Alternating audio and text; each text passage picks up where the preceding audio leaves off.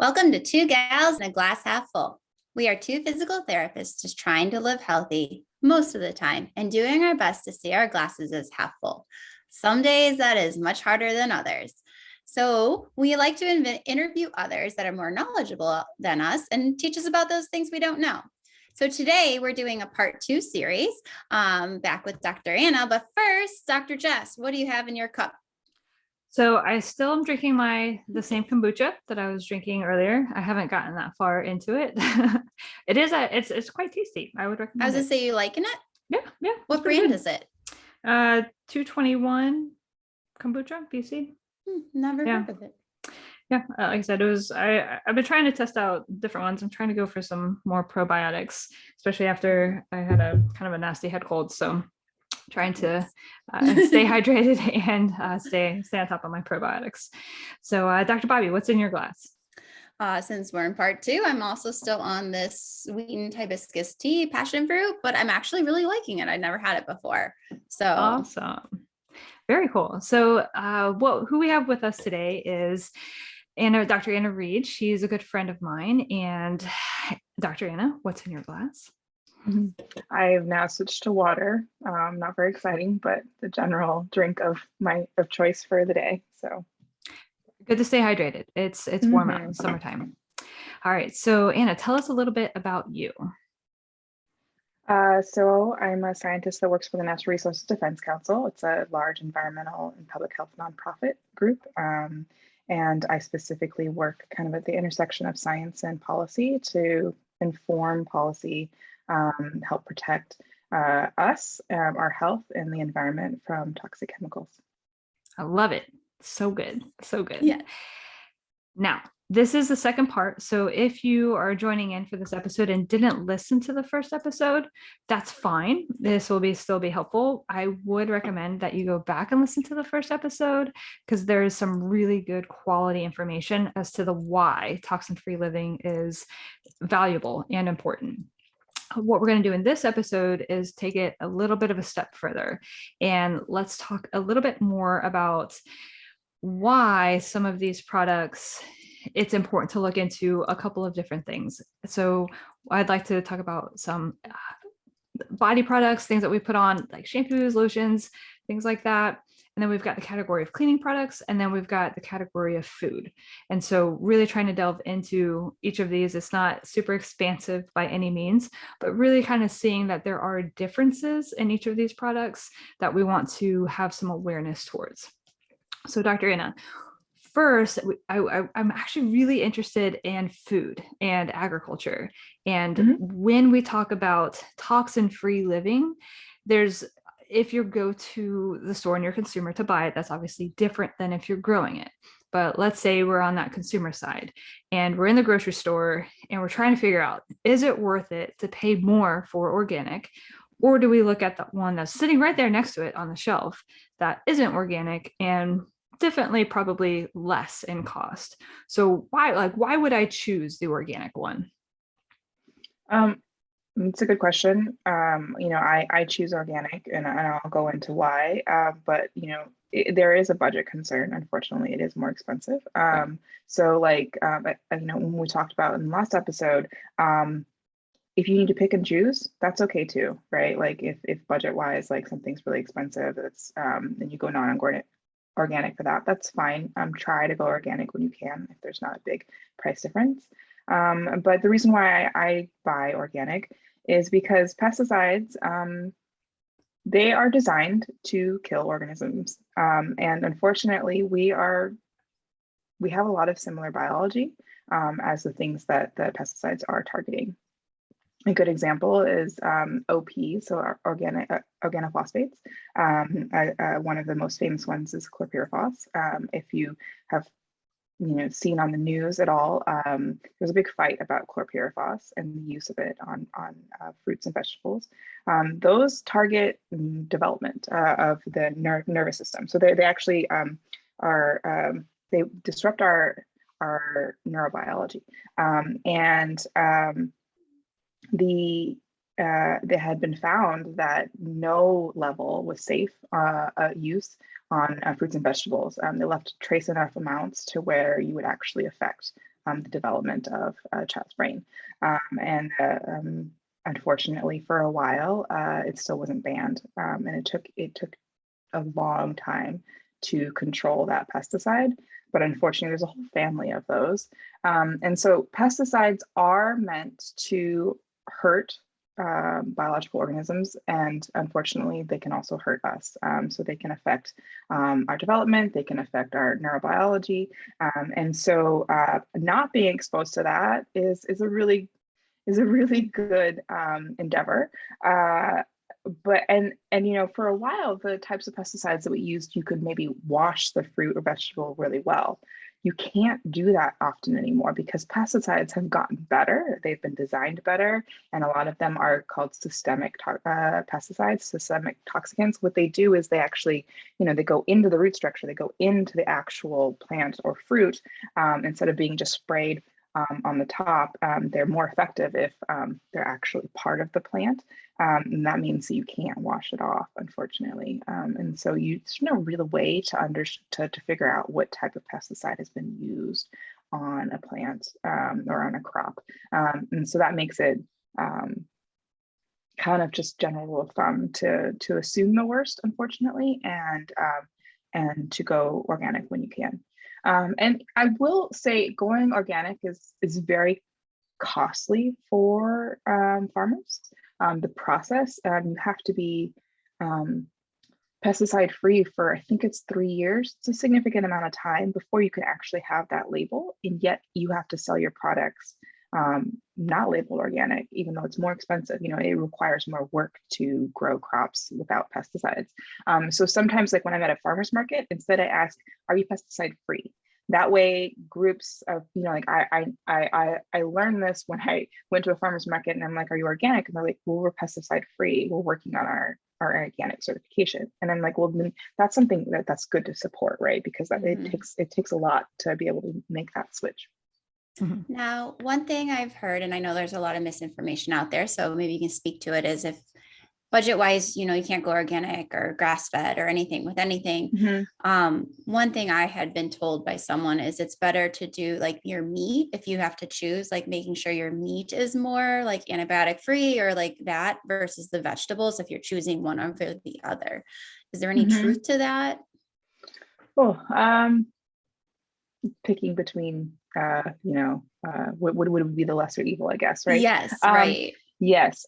So you definitely, so like in dairy products, I make sure that it's hormone free. I mean, that's a good one to try to avoid, for sure.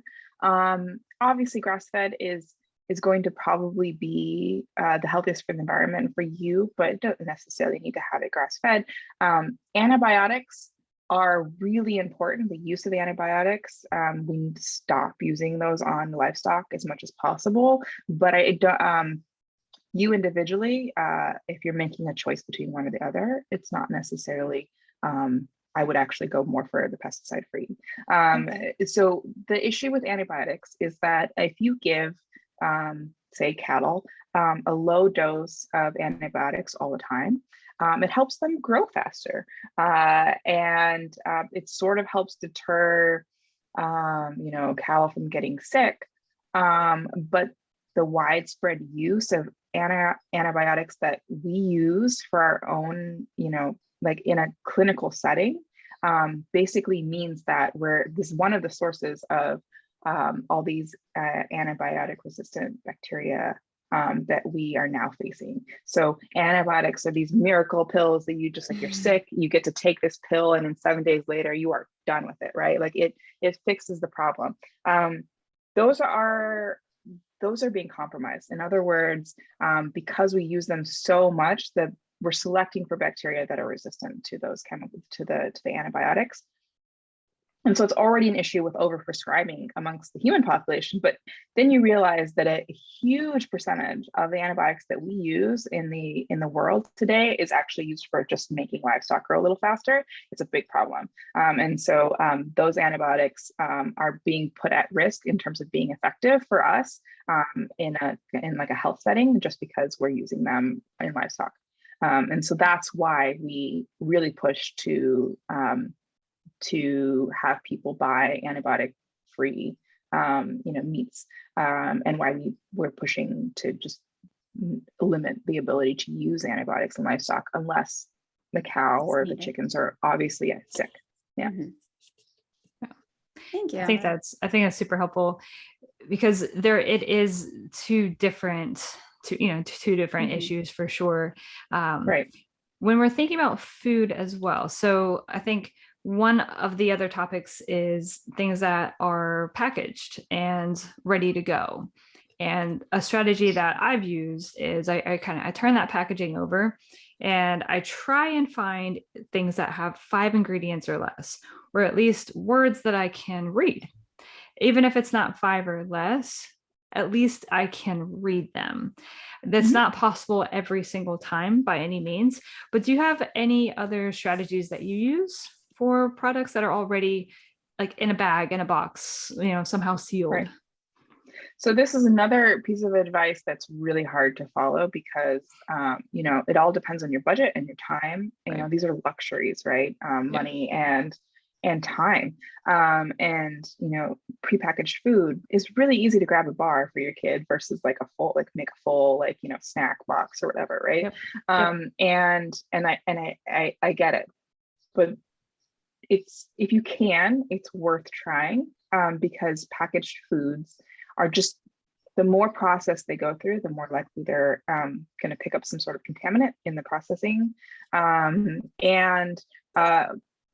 So it's the same with like fast food, right? Like in order to achieve what they're able to do, which is give you food like in a couple minutes, there's a lot of processing that happens with that food, and just more likely for you to have picked up, a bunch of different types of contaminants that are part of the manufacturing process. But you're on a trip, go have fast food. It is what it is. It's all about the long game. But yes, I think if you can read the ingredients, always a good sign. It is always a good sign. I would say there's some ingredients, like even salt, it isn't called salt sometimes. So there are chemical terms for certain things that is the way it is. But yeah, if you can read the ingredients, it's good. Sometimes there's a lot more than 5 ingredients though. So it really depends. Sometimes it helps to find some companies that you trust, right? That helps too. But in general, if you can avoid packaged processed foods, that's better. But again, like maybe you take one of the meals out off the plate for the week and start with that. I think it's funny. I'm sitting here, and I know last episode you talked about natural flavors, and I got this drink, and it's organic tea, no sugar. It has non-GMO, USDA organic, fair trade, and then it says naturally flavored. So because it doesn't have to mean organic, it's bad, right? Yeah, you're likely you can like cue on some of the other pieces of information on that can, which probably means that like I said before, it could be natural or it could not be. Right. Probably leaning more towards natural at this point. Yeah. It does say organic natural flavors on the ingredients. So, but I just thought it was funny. Like when we were recording, and I looked down, and it's like naturally flavored. Yes. Yeah. Yeah, I think with some of the stuff that we're talking about, if we're really trying to implement strategies into our lives, it does require some planning. And I think that can be helpful. So a budget, our budget for grocery shopping, things like that, I'm pretty strict with that. And I plan that out in advance for a monthly budget. And what that means is that when I do the meal plan for the week, that I'll try and do things where I'll get more bang for my buck, we'll say. So I might cook a batch of broth for soup, and then that will feed us for a number of meals, and things that will take me less time to prepare. So one batch will be multiple meals, and then the product that I'm using, I try not to waste as much of it. So if I'm going to have just a vegetable as a side for a couple of nights versus using as much of the vegetable as possible and cooking into a larger dish, things that can help. Again, it just kind of helps with that budget. So we're not the type of family that cooks a dinner every single night. I don't have time for that, but we do a lot of meal prepping, and that is a strategy that can be helpful for using less pre-processed food, and then using the freezer as storage instead of other types of preservatives, for example. So just kind of little tidbits for trying to keep things within budget. Time constraints are always an issue, but just trying to figure out where in your week, where in your day can some of those, that half hour to an hour of time, really be maximized for the week. So that's the strategies that we use. And Jess, I know. I would say, Jess, I know one thing you and I do, and unfortunately in this phase of life right now, I'm not doing it this summer, is like growing your own food. Right. And like just going out and seeing what's available and pulling that in, and then be like, okay, what do I need to buy to go with it? So that way, you can control what you're putting on, what your dirt and all that type of stuff. And then it lessens your food costs because you're just growing it in your backyard. And it's a good hobby. It's a good side project. It's good for stress relief and that mental well-being that we've talked about in previous episodes. It's lofty, and I know it's lofty, but I do have a personal goal for our household of growing what we eat. So I've got 15 to 20 fruit trees that have either been grafted or, that, I bought as little babies that I planted somewhere between 2 and 3 years ago. So those will start producing here in the next couple of years, hopefully pretty well. And then we've got a large vegetable garden that I'm adding to this year as well.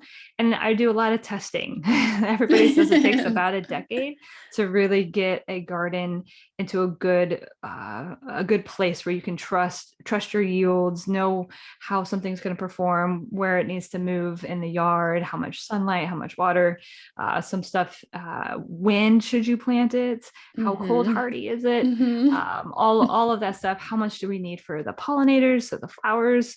So it's it's a project that I really enjoy doing, but then at the same time, it gives us food, right? So, and it tastes better. Yeah, no, like that's what I do. I did that on Friday night when I'm done with work.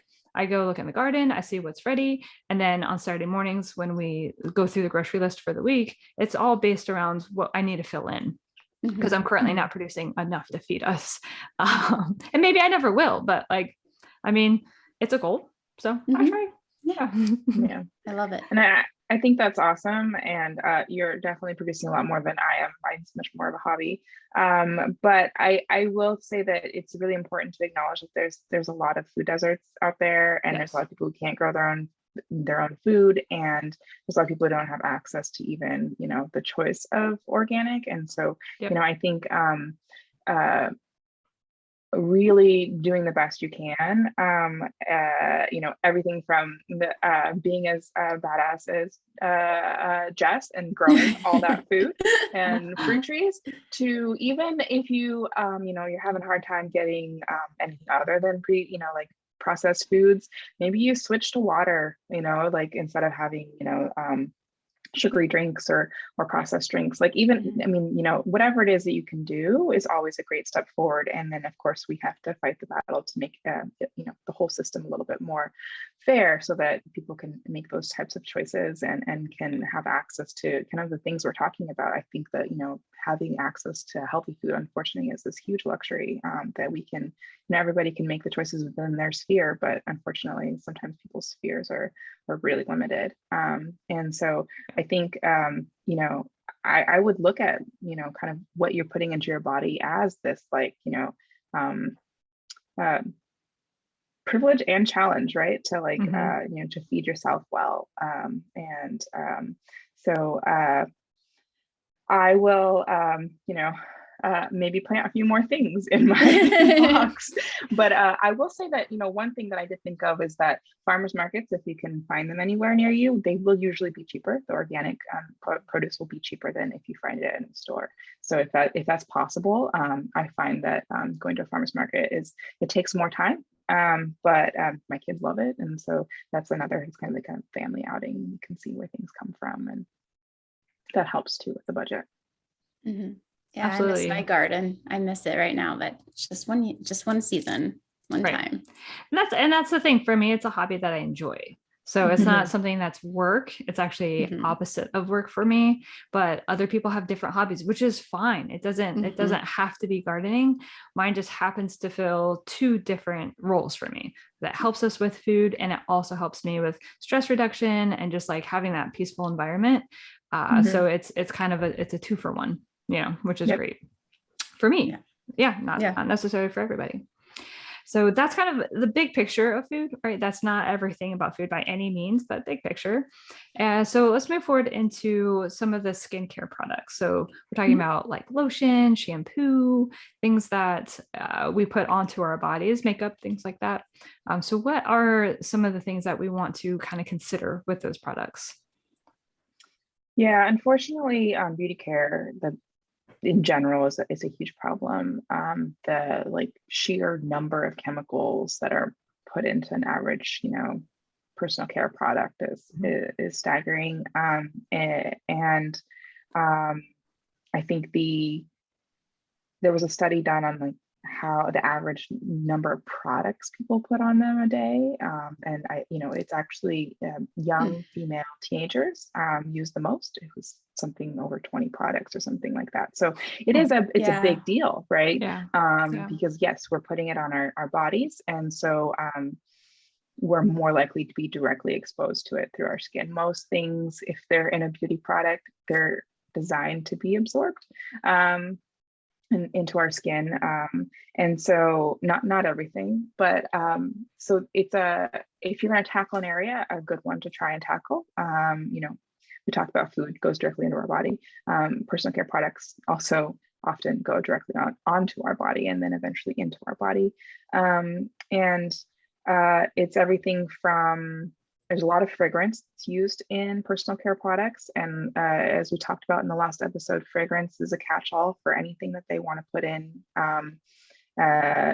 It's not regulated in any way. Often fragrance could be one item, one ingredient, or it could be like 10, 20 different ingredients to create a fragrance, and it's not regulated. So you don't know what it is. It doesn't have to be disclosed.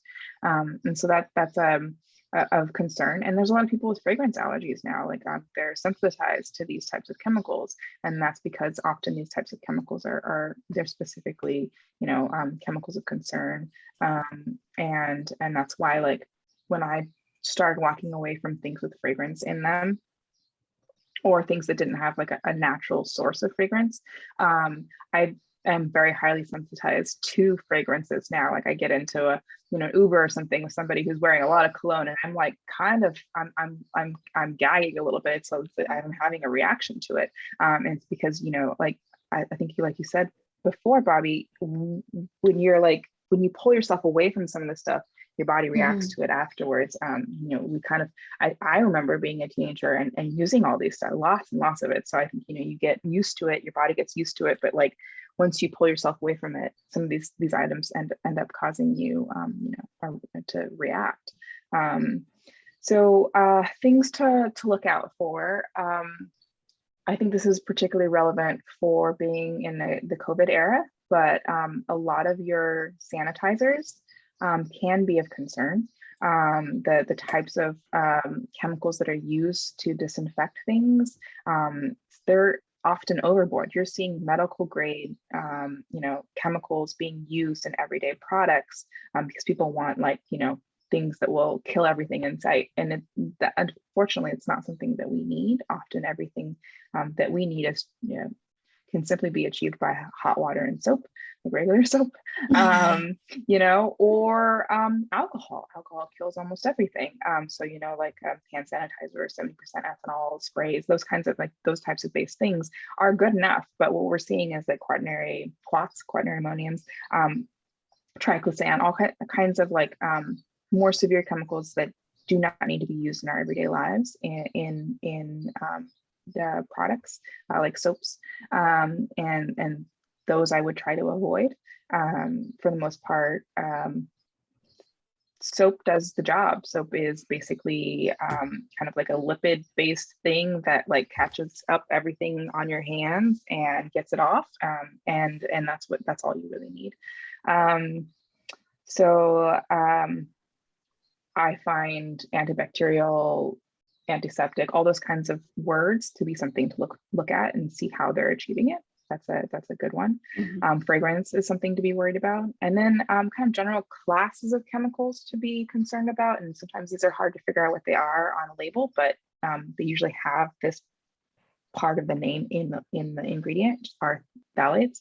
PFAS are like fluorinated chemicals, and parabens. So those are all like, you'll see some part of that word in the ingredient often, and those you want to avoid. They're associated with various different things like cancer or endocrine hormone disruption. And so we want to stay away from those. Unfortunately, a lot of chemicals that we find in personal care products are hormone disruptors. Yeah, I've definitely heard that a number of times. And I think it's interesting because the individuals that are using it, especially if young females, that is like not the good time to have a hormone disruptor. Yeah. So, and sometimes you wonder, if I get rid of all this stuff, does it really matter? I've already been exposed. And I will tell you, there's this wonderful experiment. I love talking about this project because it actually directly involved, it was led by a group of teenagers in California. They worked with UC Berkeley scientists, and it was basically a project where they did an education to high schoolers about this whole topic, that there was all these chemicals in their personal care products and what they could do, what that exposure could do. They learned about that. Then they designed a 3-day experiment where they took blood samples, urine samples of the kids before. Then they got to shop at like a toxic-free, table of all these different products, and they pledged to use those products and not use their old products for 3 days. And then they got tested again at the end. And what we saw was a huge reduction in a lot of these types of chemicals. So, even 3 days, we saw a big difference in their exposure levels to some of these. So, unfortunately, some of the chemicals are meant to last forever, like PFAS chemicals, fluorinated chemicals. They are extra durable and they stay in our bodies for years. But there's other ones that can be eliminated from our bodies rather quickly. And so when you make that switch, it's doing something. So I always like to tell that story because it's a drastic change in 3 days. Yeah. I think that's awesome. My skincare is definitely the one, my makeup and my skincare is the one I've kind of switched the most and kind of where I've done the most. The one thing I struggle with, and I told this to Jess, is candles. Like I know they're so bad. I love my Bath and Body Works candles. And I know they're probably like the worst candles to get. One of the wonderful things about, I swear I just stopped using candles for a long time, but if you find like at your farmer's market or a small store, you can there's a lot of people like smaller producers of candles, like soy-based candles, where they find a natural fragrance to scent their candles, where you're actually like supporting a small business by buying these natural candles. And they smell pretty good. I mean, not as pungent or not as fragrant as like Body Works, or because they're not using chemicals that are specifically designed to have that fragrance last for a really long time. But they're nice, lavender based, those kinds of things. So I've actually found a few, candle makers that do an all natural process, and you can buy those and support them, and you get your candles back. It's definitely on my list of like, because I have like a whole stock of them right now that I have spent a lot of money on that I can't like just throw out. But it is definitely on my list of like when I need more, and I haven't allowed myself to buy any more. So, but it's definitely on my list, but that is my one little area that's what I was saying before. Like, do the stuff that's low hanging fruit for you first. And then if you can eventually tackle the thing that you love the most, then fine, that's great. But allow yourself to change the things that are easiest first. And then, hang on to that specific candle or, waterproof mascara or whatever it is that you just can't get yourself to get rid of. Oh, for sure. Yeah. It's never any change you make needs to be sustainable and something that you're actually hopefully looking forward to. That way it's going in a positive direction versus feeling like you're in withdrawal or whatever it might be. But yeah, And I actually found a I good wouldn't- candle recently that was at a farmer's good. market. Yeah. Did There you? you go. I know, Yeah. I know of a really great company out east. I Mhm. literally have probably like 40. Like I bought them when they were like $10. And so like Right. I can't see spending almost like 20 some dollars when I have like 40 sitting here. But I Mhm. have noticed that the smell is starting to get stronger since I've like gotten rid of like all like the skincare products. I think that's been a Mhm. huge, what I put on, it smells good, but it's like a natural, it's like they put lavender, they put vanilla in it as a scent versus these perfume, fragrance. Perfect. So I think that is just a really good way to take a step back, think about some big bullet points for skincare, body care. And the last topic that we were going to talk about is cleaning. We touched on that a little bit with the hand sanitizer, but are there any other kind of topics or bullet points that might be helpful when looking at sprays, laundry detergents, things like that, things that are going on to products in our surfaces in our house or our clothing? This is one where I just skip reading the label and I just go for a certification. So I mean, it's everybody. It's up to everybody to decide what they want to do, but I just go straight to look for safer choice certification, which is done by the federal government, and it's a voluntary certification that's done by companies where they specifically only use chemicals that have been vetted from a safer list, and so so you can look for cleaning products that have the safer choice label on them, and that's usually what I do. And then on top of that, within that program, it's there's DFE certified products, which is designed for environment. Forget about what it means. Basically, what it is it's been certified to disinfect. So it's a specific group of cleaners that have been certified to not only use safer ingredients, but they're certified to be able to actually disinfect viruses and bacteria. So like I would not recommend actually disinfecting your whole house. It's not necessary, but like say you want to disinfect like high traffic areas, in your home, or everybody's sick with the stomach flu for a week at home. That's when you want to try and use a little bit higher power cleaners. And so that's a separate certification within the Safer Choice program that and I found it particularly useful there was a filter that was put in a little while ago that certified it for COVID.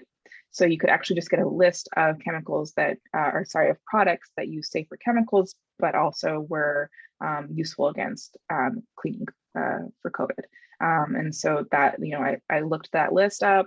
I found wipes that I could use, and I found like sprays that I could use, and hand sanitizers. And then, I got that for my home, and I also donated a bunch to the schools, that my child goes to, because they were having to disinfect every day, and was actually quite concerned about the level of increase in the use of certain disinfectants that I didn't want the kids exposed to because of COVID.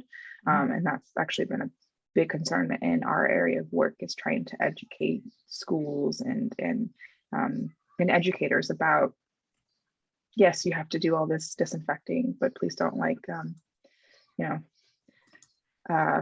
use certain types of products that are going to expose our children to unsafe chemicals. Right. So we try to fix one problem, but then we create another problem. Yes. That's just kind of how life works sometimes, right? Holistic thinking is not a strong suit, I feel like, of our society, unfortunately. We try individually, but I think it's really hard to achieve that at a larger scale. Absolutely. Well, Anna, we really appreciate you coming on. This was very helpful knowledge to share. Hopefully other people can use this to make some more informed choices. A lot of this information with links we're going to provide. It's easier for us to provide it in the YouTube description of the episode, but please feel free to follow us on social media. So we're on Facebook, Instagram, and we are on Apple Podcasts and then YouTube as well. So Two Gals and a Glass Half Full. We do posting on a pretty much a daily basis for things that go along with the episodes. So hopefully our listeners will find that helpful. All right, everybody. Next week, we have Gretchen coming on, and we've heard her in some previous episodes, but we're going to tap into her knowledge base as far as more of the skincare stuff and what she's done in her line of work. So stay tuned for next week. All right. Thank you, Anna. Thank you. Thank you.